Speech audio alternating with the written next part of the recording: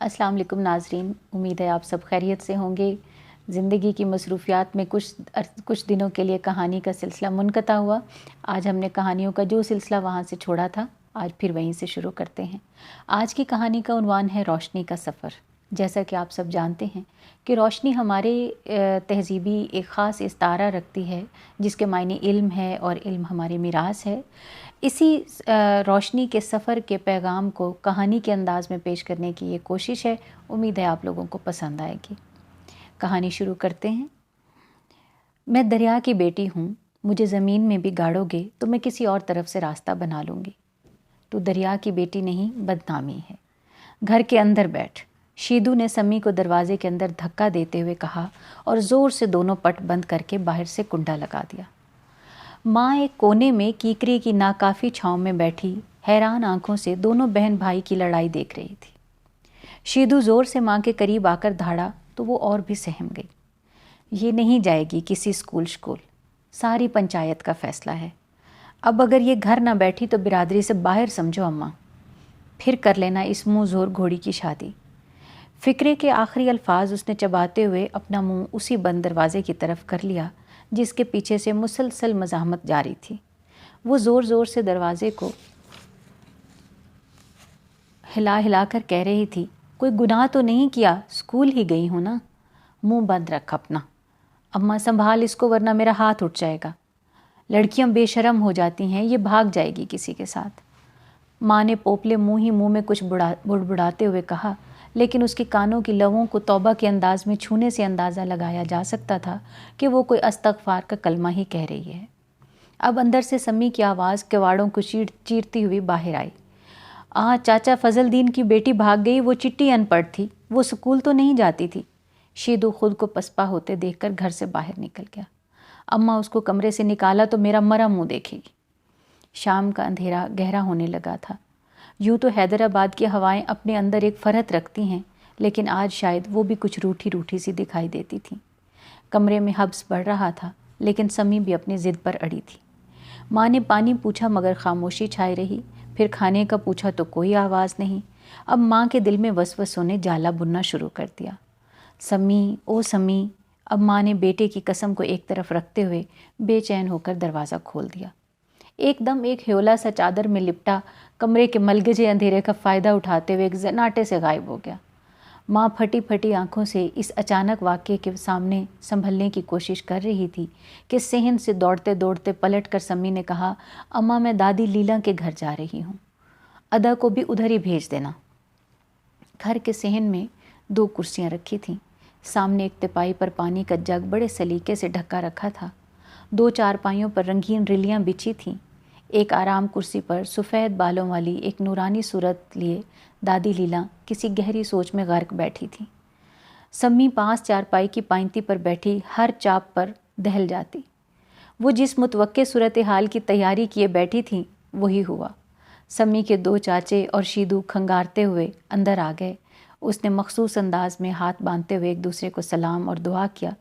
सबके चेहरों पर एतमाद और अकीदत के आसार वाज़े थे। हाँ शीदू, क्या किया तूने अपनी बहन के साथ? उसको मारा पीटा और कमरे में बंद भी कर दिया? ये कौन सी गैरत है, औरत पर हाथ उठाते हो? 4 जमात पढ़ ली होती तो इस तरह की गंदी हरकत ना करता। दादी, वो हमारी बिरादरी में कोई भी लड़की स्कूल नहीं गई। चाचा असलम ने शीदू को झिझकते देखा तो बात आगे बढ़ाते हुए कहा, हमारे यहाँ कोई रिश्ता भी नहीं लेगा इसका। दादी कुर्सी से पीठ छोड़कर सीधी बैठ गई। हाँ, ये कोई गाय बकरी है जिसे किसी भी खोंटे से बांध दोगे? दादी के अल्फाज में ऐसा रोब था कि सब खामोश हो गए। ये जो पूरा ख़ानदान छोड़ के तुम्हारे बीचों बीच आन बसी हूँ ना, इसका कोई मकसद है। ये पूरा शहर मेरे अपनों से भरा था, सब 47 में हिजरत करके। उंगली का इशारा करते हुए वो फिर बोली, मैंने तुम सबको अपना समझा और यहाँ बस गई हमेशा के लिए। ये पढ़ेगी, सुन लिया तुमने? और छोड़ जा इसको मेरे पास, मैं जानूँ मेरा काम जाने। सम्मी की तरफ इशारा करते हुए कहा, ये बोझ है ना तेरा, चल मुझे दे दे, जा खुश हो जा। चाचा असलम ने सर को मज़ीद झुकाते हुए कहा, दादी जो तेरी मर्ज़ी, तू अमड़ी है, जो कहे वो ठीक। ये जो फ़ैसला था जिस पर किसी को अब एतराज़ ना था, दादी अकेली اس جگہ بس گئی تھیں، اب وہ سب کی دادی تھیں، امڑی تھیں، اور اس کی حیثیت مسلمان، ہندو اور ان سب تفریقوں سے اونچی تھی۔ نہیں چلے گا وڈیرا سسٹم، اب نہیں چلے گا، سمی نے زوردار نعرہ لگاتے ہوئے سامنے سے آتے ہوئے جاگیردار کی گاڑی کو روکا۔ سمی نے مردانہ طرز کے کپڑے پہنے ہوئے تھے اور دونوں بال کٹے ہوئے تھے، دونوں پلوؤں کو سامنے کی طرف ڈالے، شانے سے جھولتا ہوا ایک جھولا نما بیگ، ہاتھ میں مردانہ جوتے اور چہرے پر استقامت اور جرأت کی روشنی لیے وہ ایک آہنی دیوار کی طرح ڈٹ گئی تھی۔ جب ان نعروں سے کچھ نہ بن پڑی تو اس نے گرلز اسکول میں بندھی تمام بھینسوں کو کھول دیا۔ بھینسیں اس شور و گل سے پہلے ہی حیران تھیں، اس پر اجنبی چہروں کو گرد دیکھ کر بکھر سی گئیں۔ طویلے کے رکھوالے ہلا ہلا کہتے ان کو روکتے رہ گئے، لیکن بھینسوں کو جہاں کی راہ سوجی وہ اس طرف بھاگ نکلی۔ گاؤں کی کچی سڑک پر دھول اڑاتی ایک پجیرو دکھائی دی۔ سندھی ٹوپی والے ایک اسلحہ بردار نے گاڑی کا دروازہ کھولا۔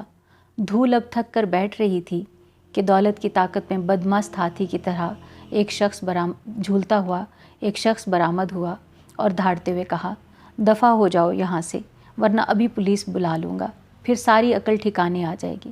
جانتے بھی ہو کہ میں کون ہوں؟ یہ اسکول ہے کوئی، آپ کی جاگیر نہیں، یہ سرکاری زمین ہے جس پر ہمارا حق ہے۔